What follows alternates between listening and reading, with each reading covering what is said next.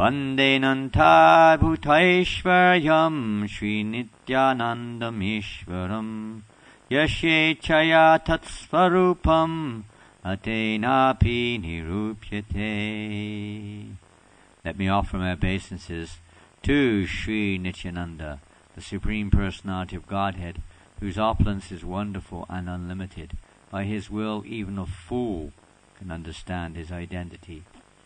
Well, there's one qualification there, I'm a fool. This chapter is not easy to understand, describing the Tattva, Nityananda Balaram Tattva. So maybe we got some eligibility there. At least I am a fool. So by his will, by the will of mercy and will of Lord Nityananda, we may understand something about Nityananda Prabhu. But I cannot say, because it's only by his will, not by our learning or our erudite scholarship or our austerities, or even by our sadhana alone, will one be able to understand, or studying this subject matter over and over and over again. Everything is by the will of the Lord. We cannot understand anything but by his will. That's the secret in spiritual life, is to get the will, we heard yesterday, the mercy of the Lord. Secret of spiritual life. So, but however, by hearing from the right source, the Chaitanya Charitamrita particularly, any literature, transcendental literature, heard from the right source will have tremendous effect. And the more we hear attentively, as we heard yesterday, the more likely it is that we will get the mercy of Krishna. Even attentive hearing in of itself is not sufficient. One has to get the mercy of the Lord. Attentive hearing, however, is generally connected. When we say attentive, it's not just some, let's say, physical, mechanical, self-control system. It's when we're actually hearing with some feeling. We're hearing with sincere feeling. We're absorbing the subject matter. Deep, deep, deep within us.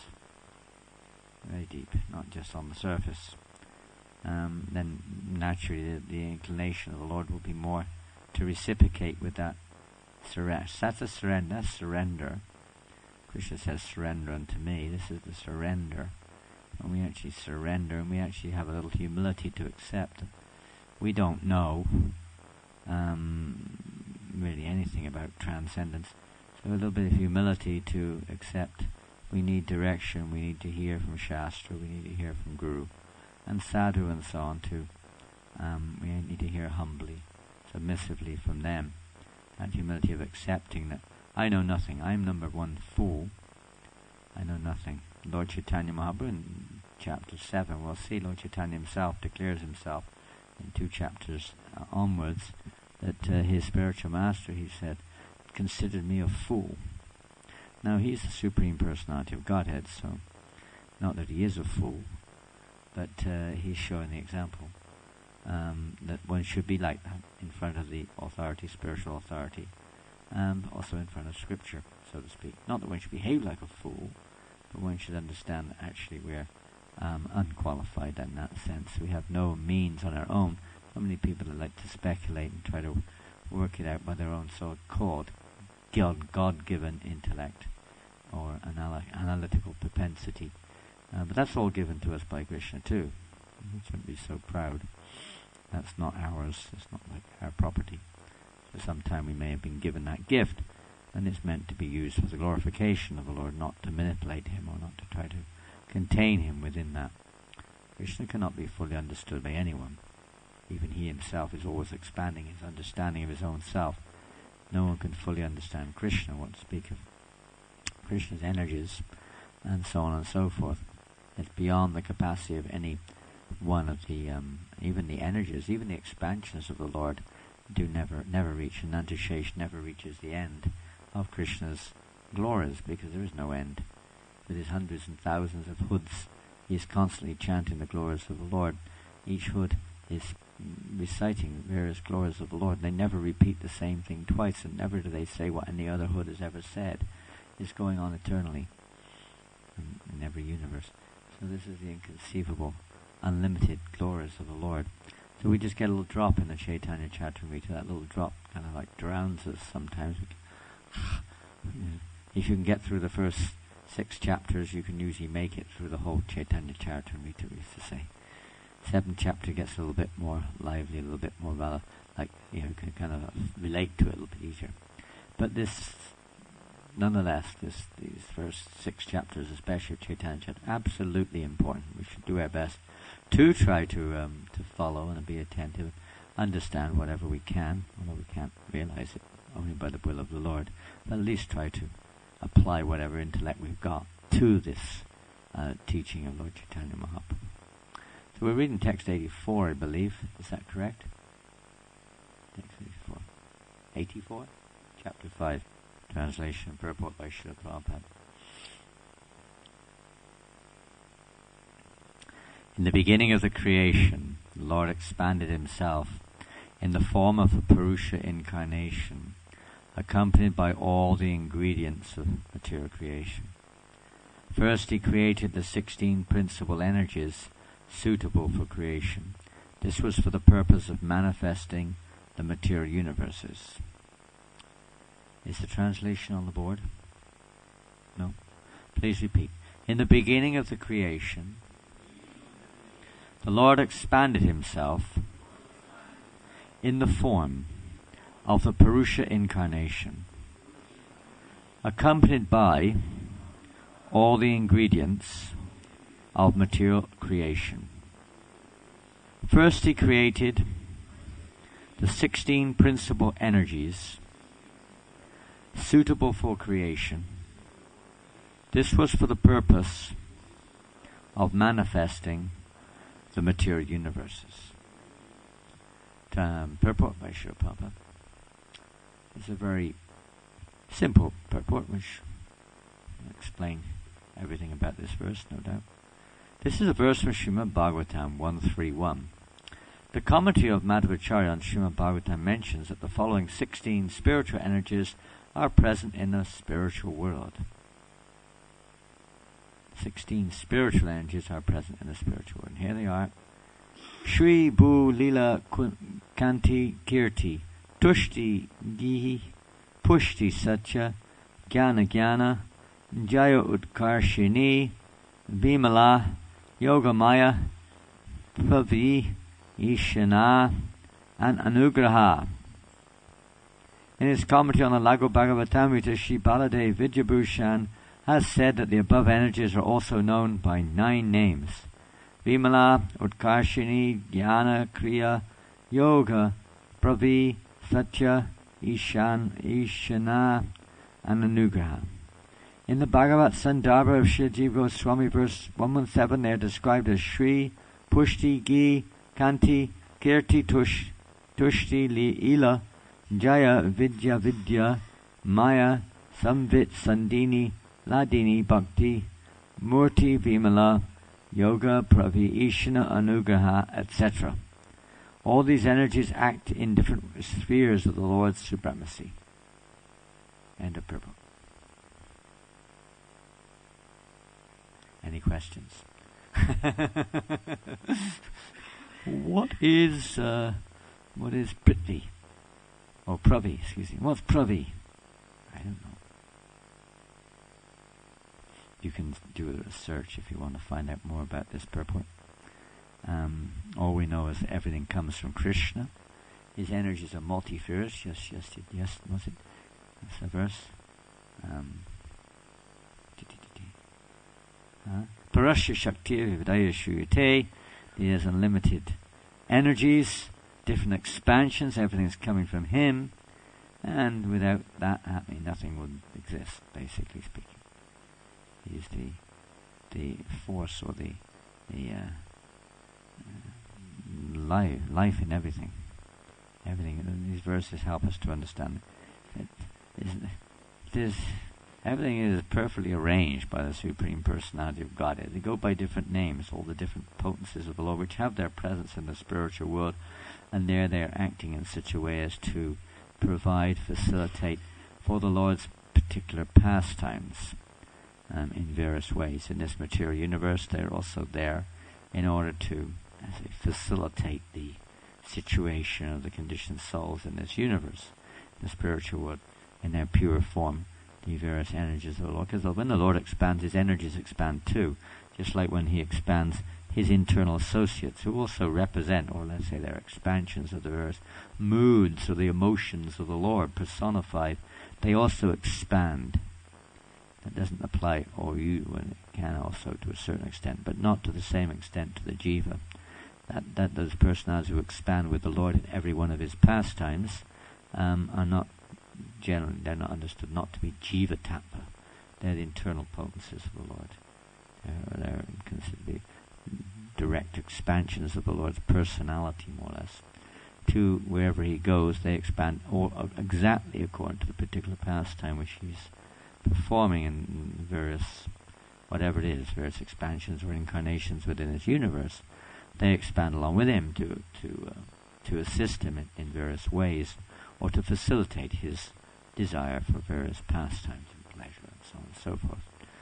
So nothing is happening by chance in all these various, coming from the internal Shakti, the Chit Shakti and the Dini Shakti, and all the various internal potencies of the Lord are there, and they expand in various ways, as does the Lord himself to facilitate his personal needs, as do his associates, and so on and so forth. So when we sometimes hear that so and so is so and so, and so is so and so, and so many people appear in one form, is that there are many different aspects of understanding these quite esoterical, complex topics. That basically speaking, personality, or sometimes jivas who have that particular affinity or affection for that particular mood or relationship with the Lord, they appear to, so to speak, almost merge, you could say, into the particular form of that pure devotee who's appearing in this world as a accompaniment of the Lord, who manifests that perfect relationship with the Lord. And sometimes they appear in one form. So you see sometimes 3 or 4 or 5, 6, 7 sometimes personalities claimed or stated to be a certain personality. You see this with Haridas Thakur, you see this with Ramananda Roy, you see this with quite a few of them. Like they mention Vedanta Pandit, sometimes they mention several personalities appear as that one. There's different personalities, in other words, there's particular moods of the Lord, and sometimes, just like with Haridas Thakur, when Haridas Thakur was in the different situations which he was in, different personalities like Brahma, sometimes was, say, his mood was manifest in deep meditation or absorption in chanting the holy names. And when he's been whipped and beaten in the marketplaces, Prahlad Maharaj's mood is very prominent, so he's personally present there with Haridas Thakur in that particular pastime. Is a very close association, you could say. We only see association on the physical plane, but association goes on other planes too. Far more many planes than we can see. We can't see it. Even a plane, everyone gets on the plane, it looks like they've all merged with the plane. It's just a plane. You can't see anything but the plane. But they're all inside with their own individual personalities, and they're all on the same plane, and they're all going in the same direction. To some extent, they're sharing the qualities of being in a plane. So, on the spiritual platform, even more deeply and more realistically than that. This is going on. So all the various energies, they also expand. They go by different names, different situations, to perform the various pastimes which are required in this world of creativity, of maintenance, destruction, and so on and so forth. Different flavors within it, and like that. Everything has its counterpart in the spiritual world. The material world is nothing but a reflection of the spiritual world, and perverted it may be. But everything's there in the spiritual world. It's not a question of, get rid of the material world. The spiritual is a question of understanding this material world as also being, in one sense, spiritual. One time Prabhupada was asked, what's Vaikuntha like? Prabhupada said, this is Vaikuntha. But he would also say, this is hell. But he said London was hell. But he also said, this is Vaikuntha, because if you're realizing its relation with Krishna, it's Vaikuntha. Even though it looked like hell.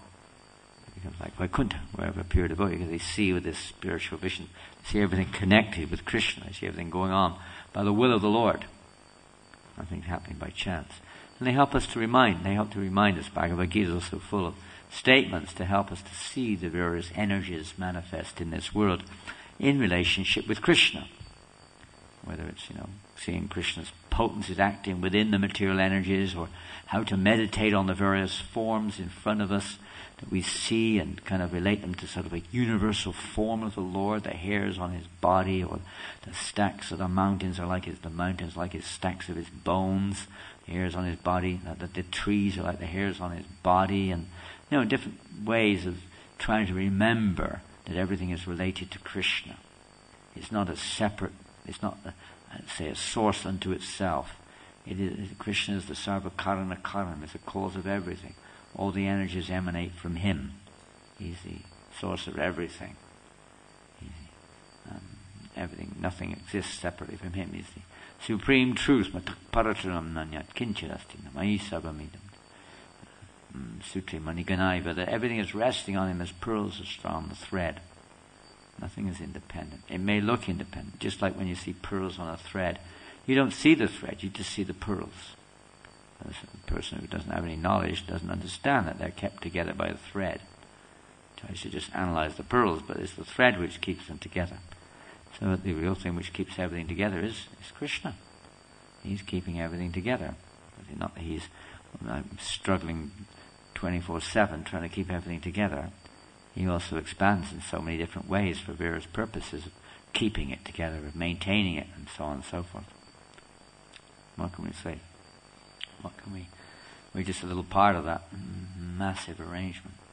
Insignificant, practically speaking. We can't even keep our little part together. We're just, spaced out, losing it, and this and that. We can't even keep our little act together here, and we think we're God. Can't even keep our body going. It's cracks up. Our mind cracks. Our voice cracks.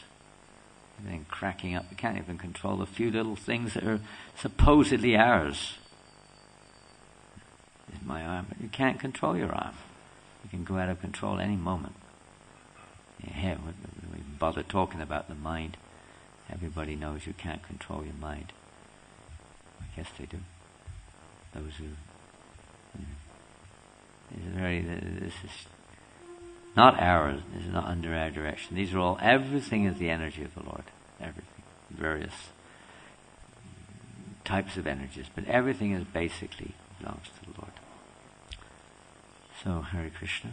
I wanted to read something, but I don't have it down here. I wish I brought it down. Very wonderful meditation. Perhaps you've got it there, Chaitanya. Have you got? Do you have internet on that computer there? Do you have Dandavats on there? Some of you have read it. I'd like to read it again. It's an amazing meditation. It's a poem, and it's there on Dandavats. If you open Dandavats, it's there. One of the most recent. Perhaps some of you have read it. It's an amazing poem by Lakshmi Moni. Did you see it? Huh? Isn't it wonderful? I mean, that was always our meditation, but she's put it in such a nice way. So beautiful poem. I'd like to read it for those who haven't heard it. Even for those who have, it's always good to meditate on and remember. So all the Shastras are there also to guide us in this life, but also to remind us, really to remind us, our business in life is to remember Krishna. There's a process of helping facilitate that, but it's also the practical, direct remembrance of Krishna. And essentially, are you looking for it, Chaitanya? Thank you. Essentially, that remembrance of Krishna is evoked within us by the association of those who remember Krishna, the pure devotees of the Lord. They help us to remember Krishna, because they're always remembering Krishna. If you're with somebody who always remembers somebody, you kind of start, usually anyway, if you don't want to, you don't have to, but you can start remembering that, whatever they're absorbed in. You start thinking about it. So we have this great opportunity. So Srila Prabhupada is giving us this association. And here Krishnadas Kaviraj is giving us the association of the Lord in so many different ways, and all the great devotees of the Lord. He's giving us this chance to associate with them. I'm going to just read 85 whilst you're looking for that, because there's no purport. Yadyapi sarvashrayatinho. This is because you can go back to the Chaitanya Chatting. Yadyapi sarvashrayatinho tanhate sangsara antaratma rupetinho jagatadhara. Although the Lord is the shelter of everything, and although all the universes rest in Him, He is as the Supersoul. As the Supersoul, He is also the support of everything. Of course, this is His expansion of Sankarshan and Balaram and Antashesh and so on. There are various expansions coming from Balaram. Generally speaking, when we say, put it in simple English, the male expansions come from Balaram and the female ones from Radharani. So this business of creation, this business of expansion, maintenance and so on, generally speaking, is under the under the shelter of Lord Balaram and Antashesh, and so holding up the universes and so on. This is going on here. So He's the support of everything. We get strength from Him. Prabhupada has described several occasions. In Chaitanya Charitamrita we get not physical strength exactly, but we get that too. But the main thing is we get spiritual strength by taking shelter of the Lord. Have you found it? There's an article by Indradunda Maharaj. It's in his blog. I think it's Indradunda Maharaj's. Have you got Dandavats there? It's coming up. Slowly coming up. Maybe we haven't got a very good reception down here. We haven't got very good reception, generally, for hearing and receiving. So we have to get closer to the, what do they call it? What's that thing called for the internet? What's it called? Router? What do they call it? So we have to get, Got it? Okay, when you bring it over here, if you're willing to trust me with your computer for 10 minutes. I'm trusting someone with my songbook. I did say I'll lend it for a little while, but it never came back. I hope it's still around. I was made off, and that's my travelling songbook. I've lost at least 10 copies on my travels last year or two. Oh, there it comes. Thank you. Okay, just in case we forget. So we've got to come closer. Prabhupada is the router, you could say, directing us on our roots and establishing or strengthening our root of bhakti. So we've got to come close to the root of devotional service, the pure devotees of the Lord. And in Bhagavad, in Chaitanya Charitamrita, it describes the roots and the different branches and so on and so forth of the tree of devotional service. So this is a poem by Lakshmi Moni Dasi. I think you all know Lakshmi Moni. She comes here from time to time, I believe. Wonderful disciple of Srila Prabhupada. So this is one of the secrets of spiritual life, to keep association. It's basically the secret. Prabhupada one time said, oh, it's gone. Oh, there it is. Of course, we haven't got the battery, so it flips out. He said, Bhaktisiddhanta Maharaj said, I think, 99% of our advancement depends on our chanting. Then another place he said, 99% of our advancement depends on our association. That makes 198%. That's good. But what it means, my understanding of it anyway, is that you can't perfect your chanting without the association of devotees. They're both inseparable. We have to chant in the association of devotees. Then the 99% chanting is possible. There was a very little chance, 1% of 1%. What's that? 0.01% chance otherwise, or something like that. So really, chanting in the association of devotees is essential. Chanting in the association of Srila Prabhupada means according to the process that He's given us. If I was reading yesterday, Prabhupada was saying that one wants to get a taste or become, fixed in one's chanting. Prabhupada said, simple Prabhupada, you have to follow the practice, the process. Properly initiated and follow the process properly, Prabhupada said. That's how you develop a taste for chanting the holy names. So that means association. It means following the process means to hear from the pure devotees and apply what we hear, and to regularly keep that situation. So the association of the pure devotees is mostly, or most effectively, through Vani, not so much through the Vapu. Vapu is there, But the vapu means vani. It's through vani that we actually realize the vapu, not the other way around. We have to hear, even if the association is there, it doesn't mean we just gawk at them and think that's enough, taking pictures left, right and centre. No, we have to hear. The secret is to hear from the pure devotees. Those who are free of vice. Shushusho Shudadanasya Vasudeva Katarachi Shanmahat Sevavi Prapunyatirthana Shevanat. We have to hear from those devotees who are freed of all vice. By the great service is done by hearing from those devotees. By such service one develops an affinity or attraction for hearing the messages of Godhead. So let's hear this poem now about Prabhupada. If Srila Prabhupada visited you, maybe just for a day or two, and came by unexpectedly, I wonder what you'd do. Listen carefully to the poem. Oh, I know you give your nicest room to such an honoured guest, and all the food you'd offer would be the very best. And you would keep assuring him you're glad to have him there, that serving him within your home is a joy beyond compare. But if you saw him coming, would you meet him at the door with arms outstretched to welcome this honoured visitor? Or would you have to change your clothes before you let him in? Or hide some magazines and put the Gita where they'd been? Would you watch those mundane movies upon your TV set?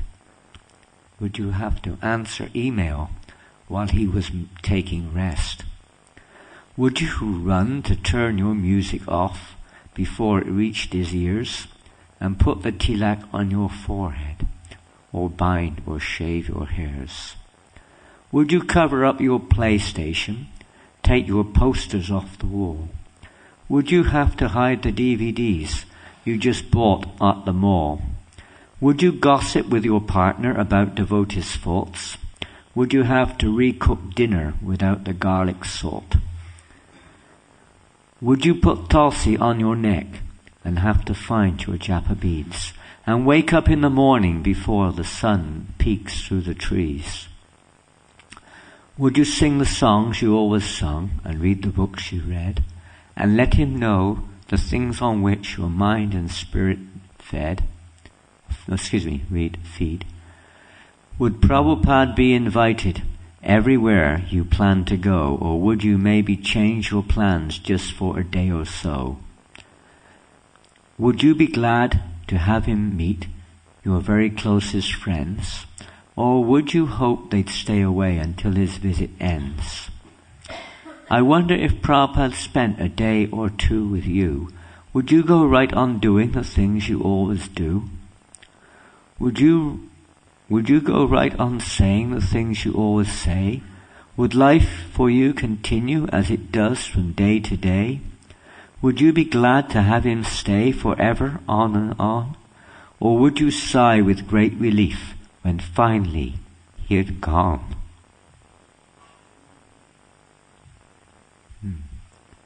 A very wonderful meditation that we sometimes forget.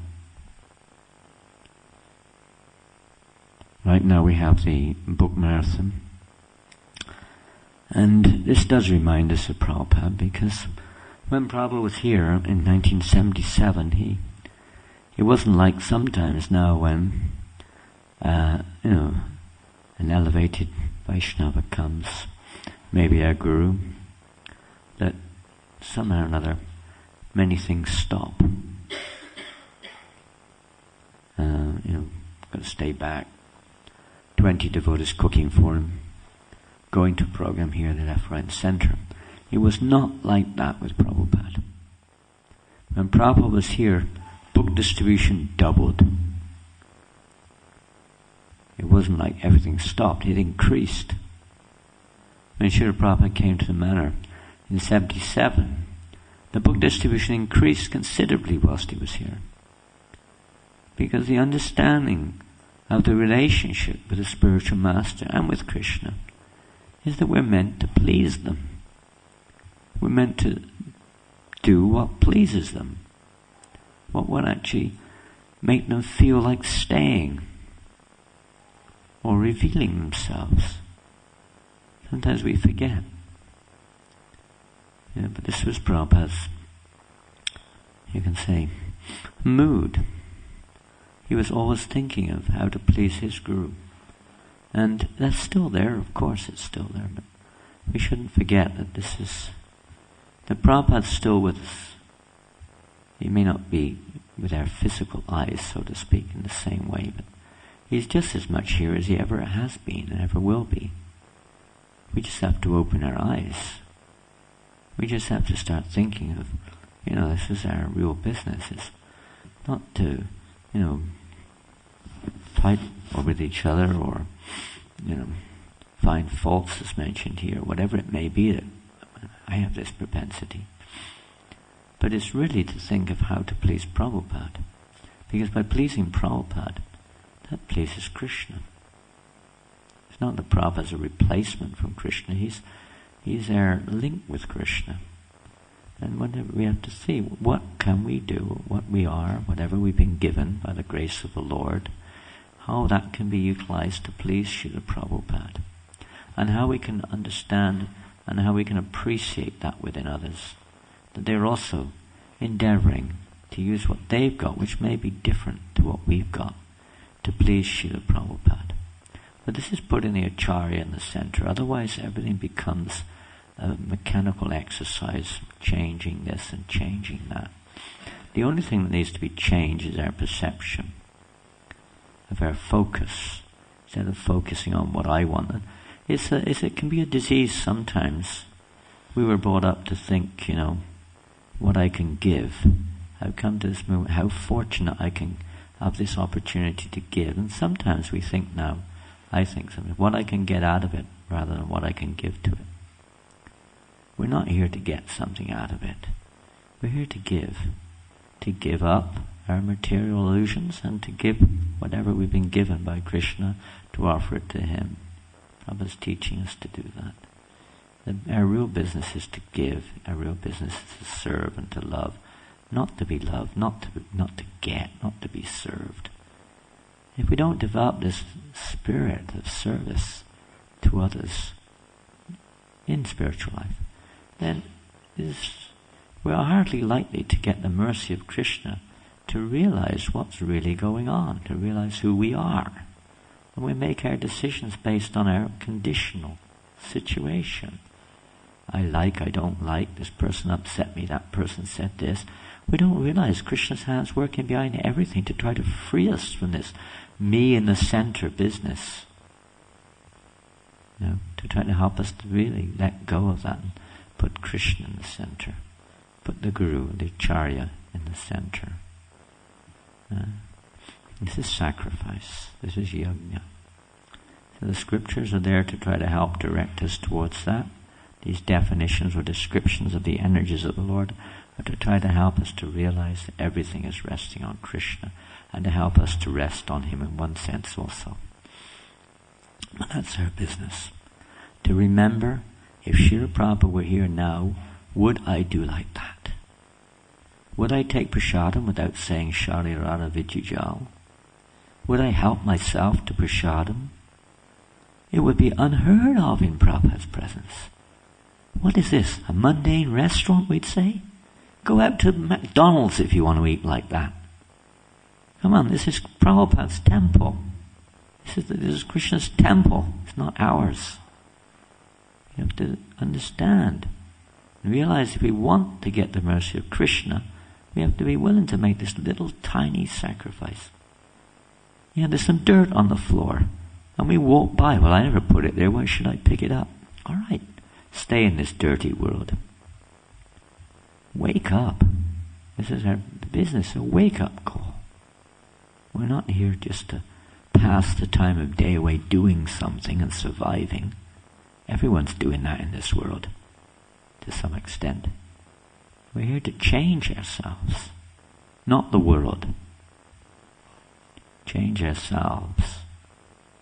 This is the primary duty which we all have. We have to listen carefully and make the effort step by step to try to think of Prabhupada being here. Would he like it when that door slams? Or when the lights are left on, the fans are left on, or whatever it is? Definitely not. We know only too well from our experience. We all make mistakes, we're all short of the mark, but we have to really try to remember what would Prabhupada like in the association of devotees, how to behave, how to serve, how to relate with each other. We should be eager for service. Eager. Prabhupada is here. It's not that he's not, he can't see everything. He's seeing. He's watching.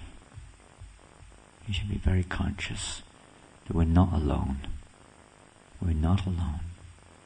Hare Krishna, Krishna Krishna, Hare Hare, Hare Rama, Rama Rama, Hare Hare.